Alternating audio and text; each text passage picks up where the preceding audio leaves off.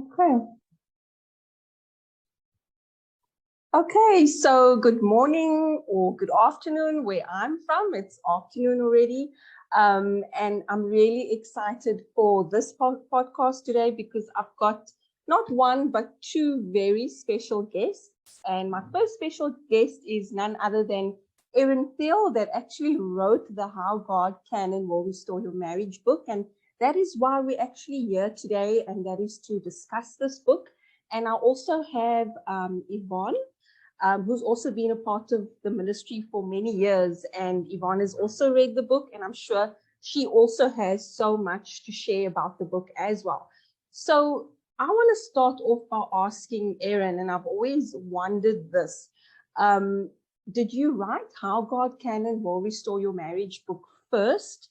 And how does that relate to the wise woman? You know, what came first, what came second, and, you know, what was your thought process? I mean, how did you, well, we know why, but I mean, what prompted you to actually write a book of all things and get it published? Because that's not, yeah, it's a good question. People ask me that, or if they say, oh, what do you do? And I can say minister, but sometimes my husband leads me to say a writer or whatever. I don't know where he's leading that conversation, but I never set out to write a book ever. You know, that was the thing. I think I have it somewhere, but just it's nice to hear it from the person. I like hearing it when I'm listening to different podcasts, but I started out with not knowing what I was doing. You know, I was left with when my husband left, he left me his Bible, left that behind. That's indicative of what was happening there, because you know, he had claimed to be a Christian or whatever, so he left his Bible behind. And I even talked about it yesterday with my sister, because I realized that no one had the answers. I first mentioned to my mother-in-law about what had happened, and she began giving me all the wrong advice. And I knew that right away, you know, put the children in school, move to an apartment, you know, get a job, all these things. I'm like, gee, help, you know, that's not what I mean, I'm devastated, you know, actually catching my husband in the act. This is before he, you know, just abandoned us and things. But, you know, that was the first, like, don't ask anybody, because you know, that's not, it was not comforting at all. So that was the first thing. And then I even went to churches to see, can you help me? And they're like, what can you, there's nothing you can do. And I thought, nothing. I mean, hey, wait a minute, you know, what they wanted to do is give me advice on how to join the singles group. I think there's a funny, you know, about when I went to the singles group, and I'm like, oh my gosh, you know, even though I was the mother of 4 at the time, I looked pretty good, you know, I was quite young, and I was just like preyed upon by the pilot and the doctor, and I'm like, heavens, I'm out of here, you know, I'm a married woman, and what I want is, I want hope for this marriage. I want my children to have their father. And so anyway, I realized at that point I needed to just get his answers. And though I didn't know the Bible at all, not at all. And that was another thing I just talked to my sister about, is that I went to before he left, this was years before, but I went to a baby shower. And they played a game. They were Christians, and they played this game. Write down all the books of the Bible. Here's how much I didn't know.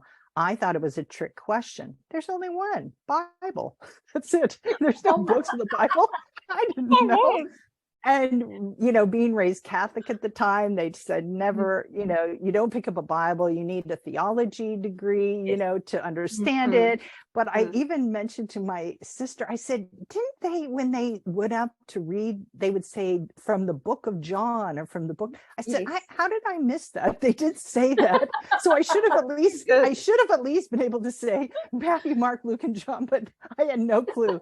So that's how far I didn't know. And I think that, you know, my favorite, and I identify with, is, you know, God uses the foolish to confound the wise. That is my theme song. That's my because I'm just the foolish. I had no idea what I was doing. And I think it's just to show anyone, I mean, Jesus born in in a manger. I mean, how low can you get, in lowly, and then become something, powerful. And so, so no matter where you are, you can get that. So anyway, I ended up looking at that, and I started to find comfort in that. And then I ended up meeting my friend Sue, which is the first like an partner, and encouraging someone else. It wasn't, I didn't want to think that I was crazy. That's what I just asked God for.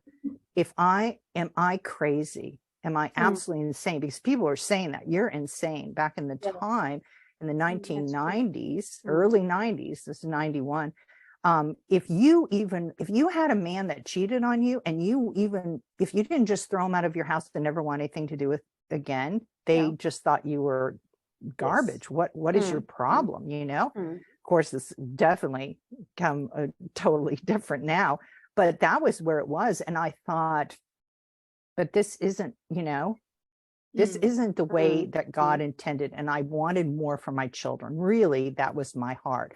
I wasn't desperate for a man. Of course, anytime you're rejected, you have that you don't want somebody else to have, you or whatever. I mean, to have them, everybody's like that. But that was my main thing. So I started to mark those scriptures in the Bible. And then what happened was, kind of fast forwarding, after my friend Sue, we looked it up in all of our Bibles. We had tons of different versions of the Bible, and we meet at this fast food restaurant. It was freezing. But my mother would come and sit with the children, and we would get together. She had 3 children, but her husband had been gone for, now I can't remember, is it 10 years? It's in her testimony. But anyway, 5 years, 10 years, you'll have to look it up. But we looked at it. And then what happened is people started coming to me, and I could tell that they were in the same situation. And it kind of became, it's interesting. We did a podcast just before this for RMIOU, and we were talking about the symbol of the fish. Even today, it's a shameful thing when your husband cheats on you, or why is that, that we feel that way, and we don't, some are very outspoken, but a lot of us, we don't want anybody to know. We feel embarrassed, ashamed, or whatever. And so they would kind of secretly come up. You have something that I need, And so I started just giving them the scriptures, the verses, so they could look them up. And I ended up typing those out on a typewriter, an old typewriter, with the the typewriter, where if you make a mistake, that's it, it's there. And I didn't type well. I was very bad in school. I didn't type well. I didn't spell well, because I was, you can see from my children's books that I spent most of my time in the hallway, because I know you'll be shocked, I talk too much. And so anyway, I was like that from a child. And so I was just awful at it, but I would pass these out, and that seemed to suffice for a while.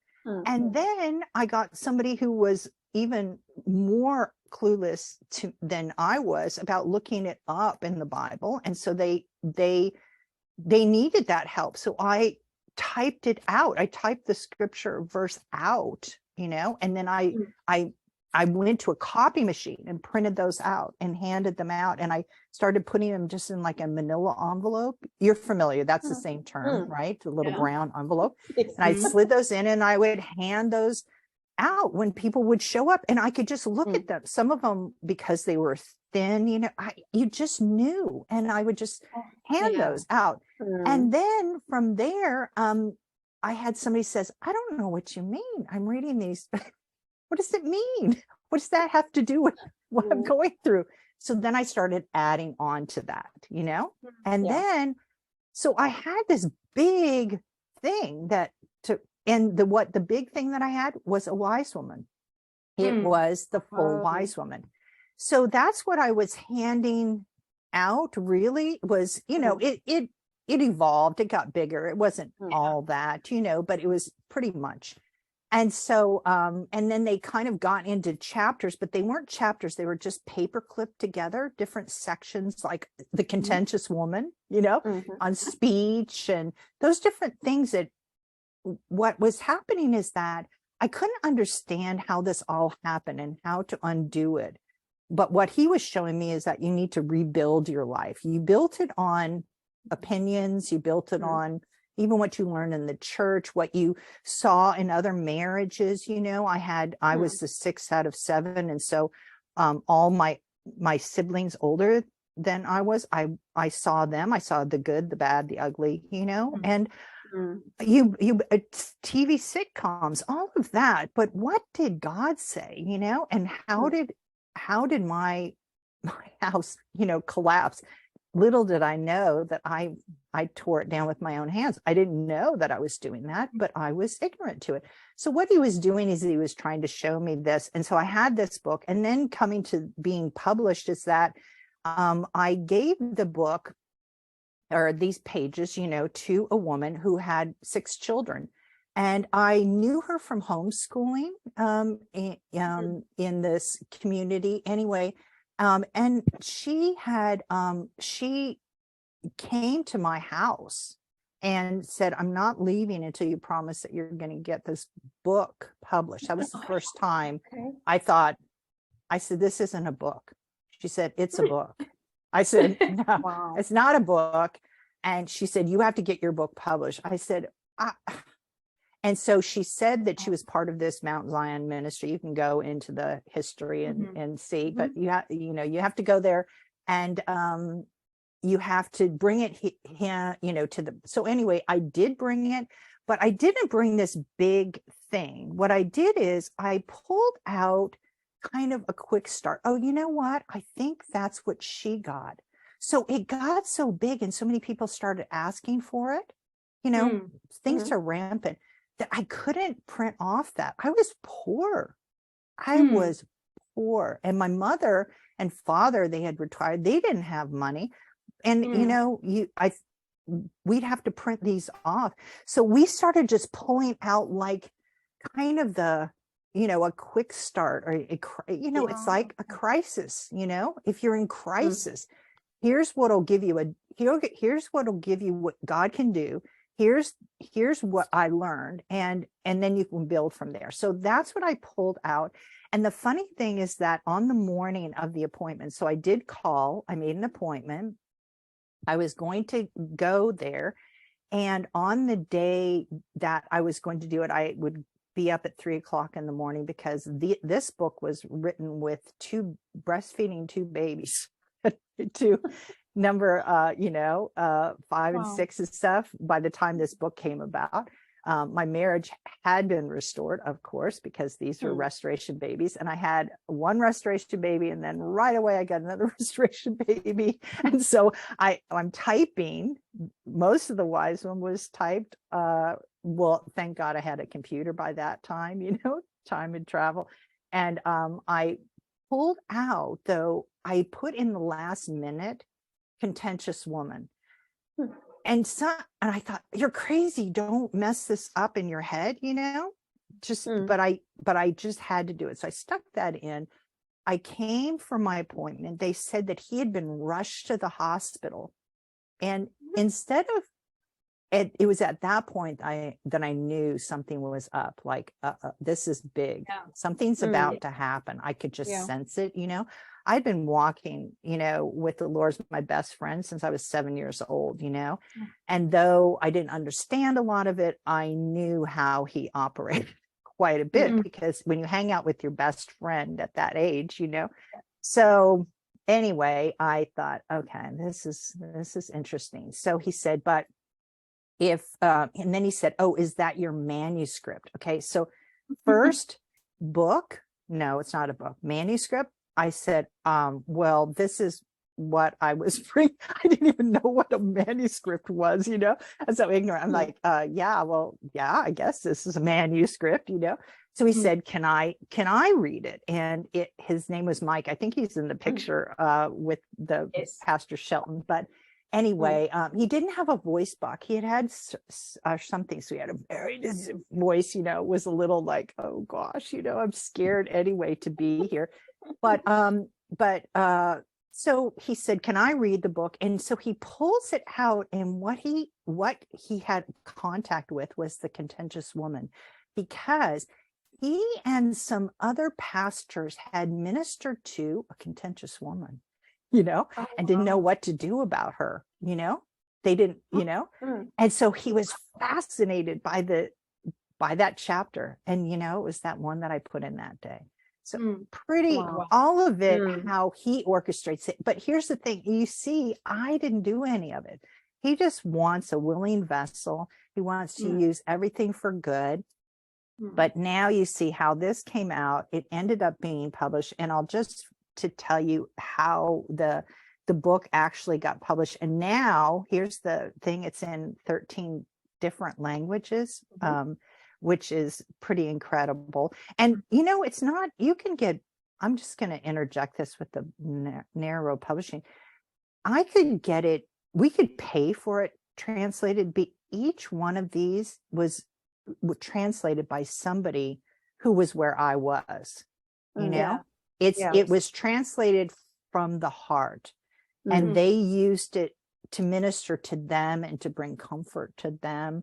But getting back to the publishing, I ended up that the pastor was given the manuscript, and they said, we don't publish any contemporary authors, we only do Spurgeon and Mueller. These are some, and I'm like, oh my gosh, how embarrassing is this? But he said, I read your book, and he said, we're gonna publish it. And I was just like, really? I was the first one. But he said, I don't know how that's going to happen, because we don't have the funds, and we have to make these plates, they were done in copper plates and this printing machine and stuff. And anyway, it ended up that Dallas was able to lay it out, and it's laid out in a weird way, like the numbering system, because it's printed out on sheets, and then it folds, and then they bind it and all of that, So anyway, he did. And the first ones went out all over the world and went to prisons, and, who's the first marriages that were restored from this, the female one. This wasn't the cover, but because this one definitely looks feminine. But anyway, it went out to all the male prisons in North America. And what was happening is not only were the men's marriages being restored, but men were getting saved from. Wow. I know. Pretty crazy. And then it started just going out all over the world. But it just shows the power of it, and what it is for is, we've talked about, it's the relationship with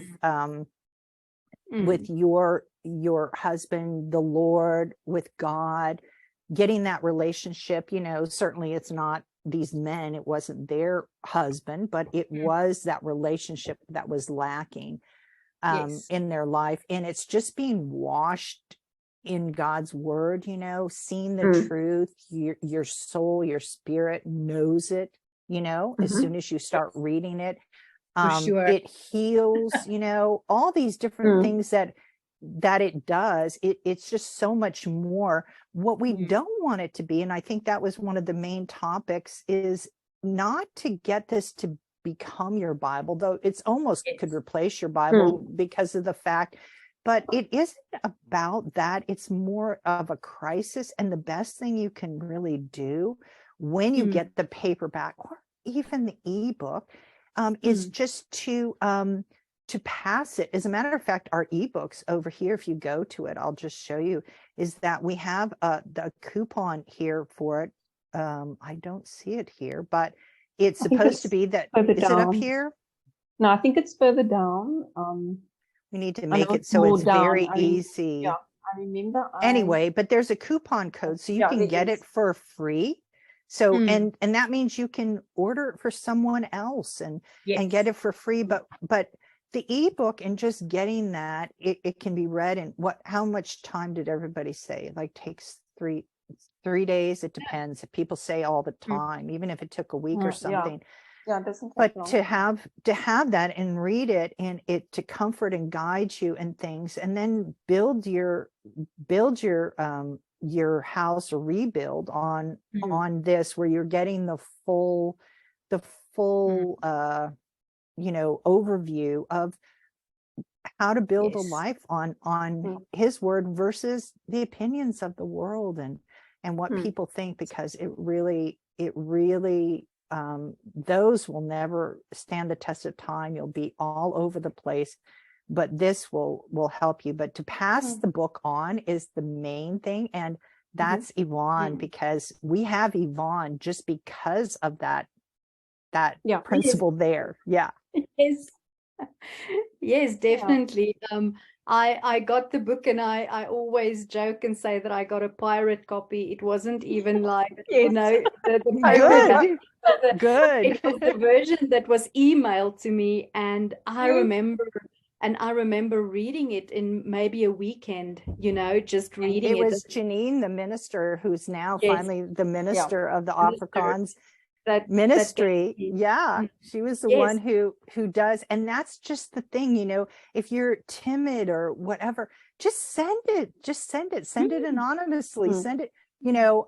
We say don't send the men's book to your former husband or something like that. Stick to ministering to women, but send it, give it, pass it on. Just like, I think my passing all those little pages on, they were seeds that were planted, and now with this, all these ministers and ministries and all these languages, that was probably just seed, that was just going out into the hearts of the different women. A lot got restored. The one woman who came and wouldn't leave, she had her marriage restored and to her husband, and we would see them, we would see their family all the time, out and about. And it's just a wonderful thing. I would see restored marriages all over the place in Pensacola, just from, it's a wonderful thing. So I just want to say, I met a friend of a friend. A friend came to me and said to me, Tara,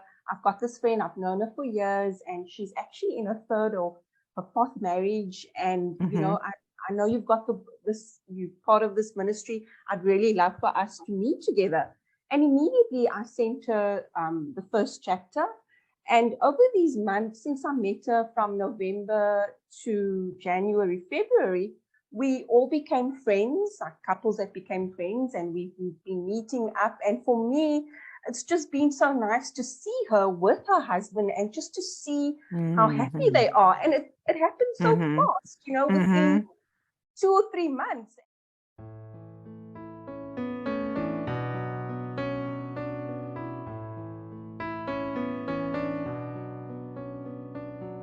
Hi there, ladies.